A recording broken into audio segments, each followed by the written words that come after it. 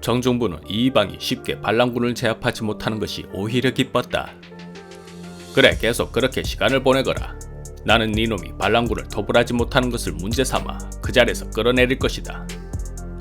그렇게 계획을 세운 뒤 한바탕 전투를 치르고 돌아온 아들 정균을 불러오게 하였다.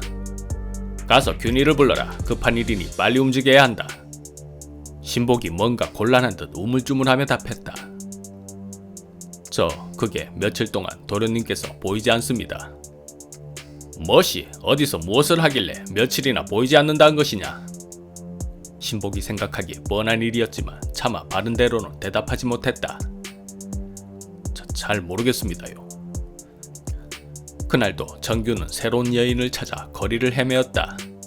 이방과 더불어 최고의 권력을 가진 정중부의 아들이었으니 그가 원한다면 누구든 그날 밤 자신의 여자로 만들 수 있다고 생각했다. 그리고 한 여인이 보였다. 저 여인이 참으로 아름답구나. 오늘 밤은 저 여인과 함께 해야겠구나. 곁에 있던 신복이 살펴보더니 어두운 표정으로 말했다. 아무리 도련님이라 하더라도 저 여인은 안됩니다. 왜 안된다는 것이냐? 저 사람은 이방의 여자이기 때문입니다. 천하에 무서울 것 없었던 정균도 이방의 여인을 건드려서는 안된다는 것쯤은 알고 있었다. 그러나 안된다고 하면 더 하고 싶은 것이 사람의 마음. 정균은 은근히 오기가 생겼다. 안되는 게 어디 있나. 내 반드시 저 여인을 내 사람으로 만들 것이다. 큰일 날 소리를 하십니다. 이방이 알면 가만히 있지 않을 것입니다. 여인이 어디 저 사람뿐입니까? 차라리 다른 여자 10명을 더 만나십시오. 싫다. 오늘부터 세상의 여자는 저 여인 한 사람뿐이다. 도련님답지 않게 왜 이러십니까? 신복의 만류에도 불구하고 정균은 끝내 이방의 여자에게 작업을 걸었다. 이렇게 아름다운 분께서 야심한 밤에 홀로 다니는 것은 위험합니다. 제가 대까지 바래다 드리겠습니다. 하지만 여인은 눈길 한번 주지 않고 가던 길을 재촉했다. 바쁘신가 본데 제가 말을 태워드리겠습니다. 꺼지세요. 지금까지 수많은 여인을 만났지만 이런 여인은 처음이었다. 천하가 두려워하는 정중부의 아들인 자신에게 이런 막말을 던지다니. 그녀의 쌀쌀한 모습에 정균은 화가 나기는커녕 오히려 더없이 끌렸다. 보기 좋게 태자를 맞은 정균에게 신복이 다가와 말했다. 그만하면 됐습니다. 이만 가시지요. 멀어지는 여인의 뒷모습을 한동안 멍하게 바라보던 정균이 다짐하듯 말했다. 너는 지켜보고 있거라. 내가 저 여인을 내 사람으로 만드는지 못 만드는지. 한편 이방에게 크게 패하고 서경성에서 농성 중이던 조이총은 마음이 급했다. 워낙 철옹성이라 성을 보유한 강군들의 공격을 어떻게든 막을 수는 있었으나 문제는 떨어지는 식량이었다. 하여 조이총은 금을 끌어들여 위기를 모면하려 했지만 부하장수들의 반대가 만만치 않았다. 그들도 고구려의 연남생이 당나라의 힘을 빌리려다 오히려 나라가 망해버린 역사의 교훈을 잘 알고 있었기 때문이었다. 하지만 이대로 가다가는 모두 굶어 죽을 판이었다.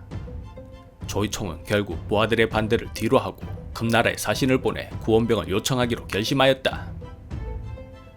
김존심은 밤을 틈타 성을 빠져나가고 그 길로 금으로 가 황제를 만나도록 하라. 만나서 뭐라고 합니까? 이방, 정중부 등의 역신들이 난을 일으키고 임금을 시해하였으니 마땅히 이들을 척살하여야 할 것이다. 지금은 우리의 힘이 부족하여 저들을 이길 수 없으니 금의 원병을 요청한다고 전하여라. 김존심은 무겁게 고개를 저었다. 금이 우리를 그냥 도와주겠습니까? 잘못하다간 집안에 호랑이를 들인 꼴이 될 것입니다. 방법이 없지 않느냐. 이대로라면 우리가 자멸하게 될 것이다. 김존심이 잠시 생각하더니 고개 숙여 명을 받들었다. 알겠습니다. 제가 가서 금군을 이끌고 오겠습니다. 하지만 김존심은 처음부터 금으로 갈 생각이 없었다.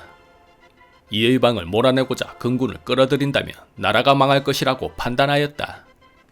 그래서 자신도 살고 나라도 살릴 수 있는 길은 조이총을 떠나는 것이라 결론지었다. 이에 금나라가 아닌 성을 포위한 윤인첨이 지휘하는 관군 진영으로 가 항복하였다.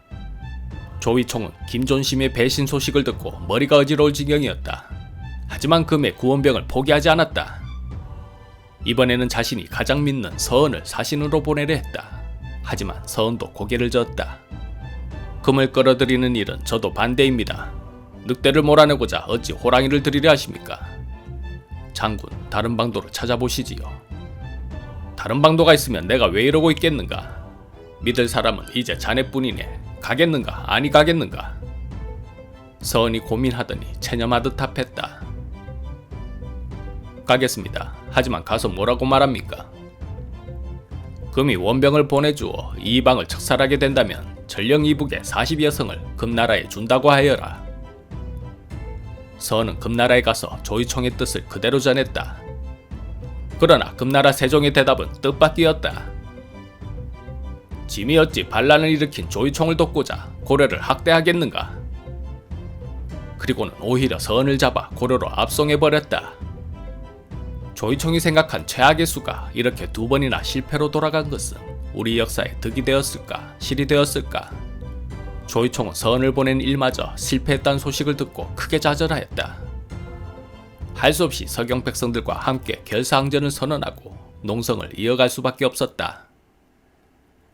한편 정규는 그날 이후로 매일같이 이방의 집 앞에서 그녀를 기다렸다.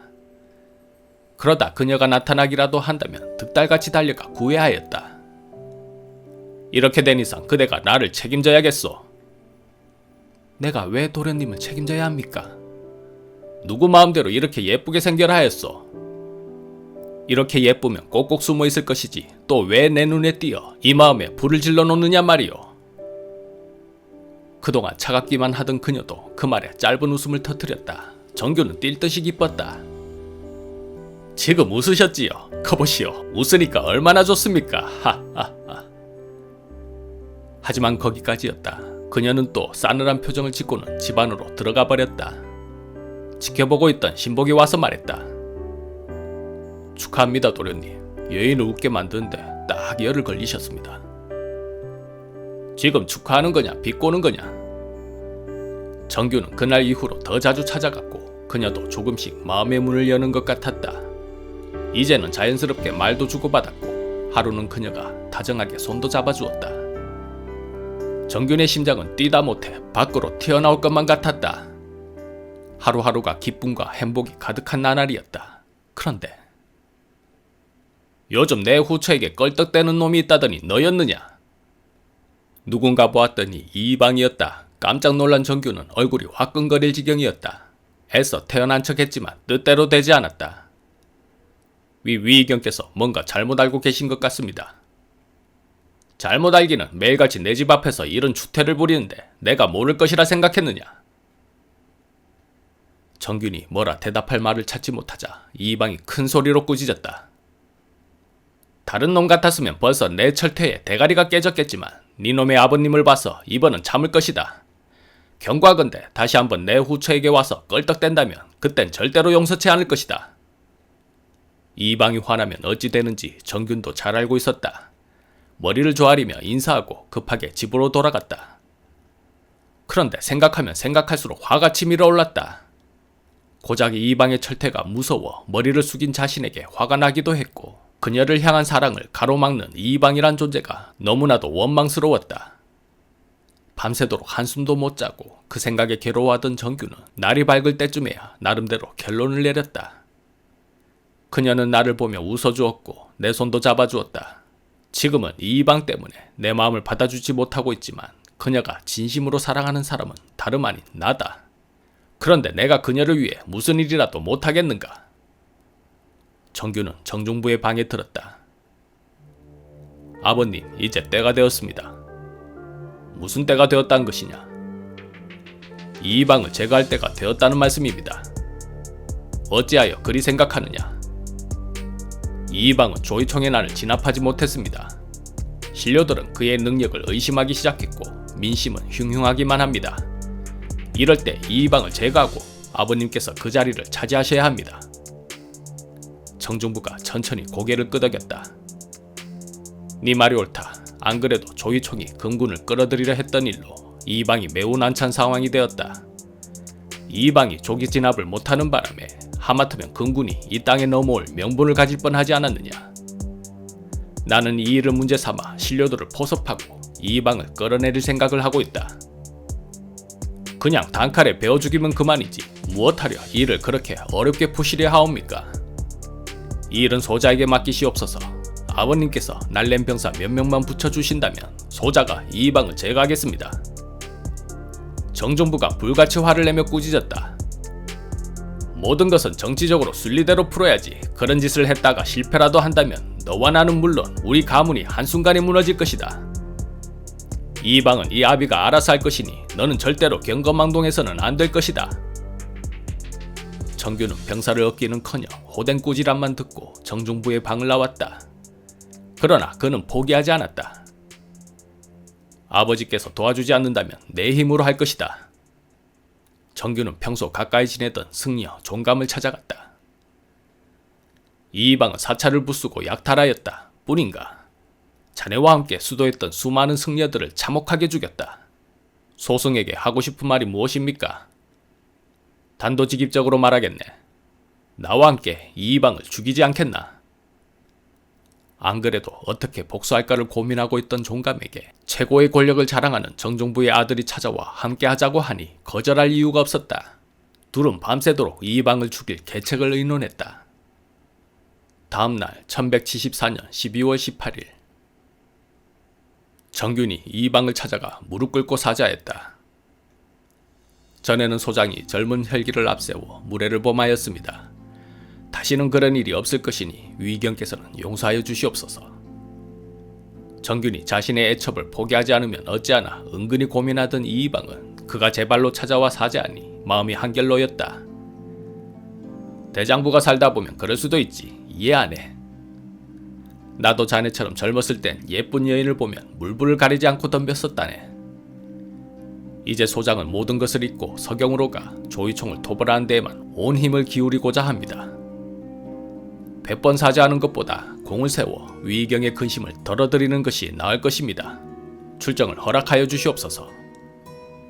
그 말에 이방은 더없이 기뻤다. 그래, 남자가 여인을 잊는 데는 일에 매진하는 것이 최고지. 어찌 내가 출정을 허락하지 않겠는가? 하옵고 이번에는 승병들이 자원하여 조이총을 토벌하는 데 쓰이기를 원하고 있습니다. 이것은 그 명단들인데 위경께서 보시고 허락의 직인을 찍어주신다면 승병들에게 큰 동기부여가 될 것입니다. 이방은 기쁜 마음으로 명단을 보았다. 그런데 글씨가 너무 작았다. 나도 나이가 들었나 글씨가 작아서 보이지 않는구만. 이방이 작은 글씨에 정신이 팔려 정균이 다가오는 줄도 모르고 있었다. 촛불 가까이 대고 자세히 보시면 보일 것입니다. 그렇겠지. 그 순간 정균이 품속에 숨겨둔 단도를 빼내어 이방의 목을 순식간에 그어버렸다. 목에서 뜨거운 피가 뿜어져 나왔어야 이방은 정균이 자신을 암살하려는 것을 알았다. 네 이놈, 네가 감히. 이방은 털썩 주저앉아 힘을 다해 외쳤다. 개 아무도 없느냐? 호위무사들은 어서 이놈을 잡아라. 그 외침에 수많은 병사들이 밖에서 함성을 지르고 창칼이 부딪히는 소리가 났다. 이미 준비하고 있던 승려 종참이 승병들을 이끌고 지키는 무사들을 모두 제압하는 소리였다. 이의방은 멈추지 않는 피를 부여잡고 정균을 노려보았다. 계집 때문에 이런 짓을 한 것이냐? 그럴 리가 있겠소. 당신은 창칼을 앞세워 수많은 사람들을 죽이고 임금까지 시해하게 하였소. 나는 이 나라 정의를 바로 세우기 위해 일어난 것이요. 네가 이런 식으로 권력을 찬탈한다면 그 권력은 오래 갈 것 같으냐? 이방은 숨을 헐떡이며 정균을 노려보다가 그대로 세상을 떠났다. 고려사에선 다음과 같이 기록하였다. 신미, 정균이 비밀리에 종군하는 승려, 종참 등을 꿰어 이방을 참하고 그 도당을 붙잡아서 죽이니 승려들이 그 길로 보제사에 모였다. 정균이 이방을 죽였다는 소식은 정중부의 귀에 가장 먼저 들어갔다. 이놈이 뒷감당을 어찌하려고 이런 짓을 벌인 것인가? 가문의 위기다. 내가 정신 차리지 않으면 큰일 날 것이다. 정중부는 곧바로 수습에 나섰다.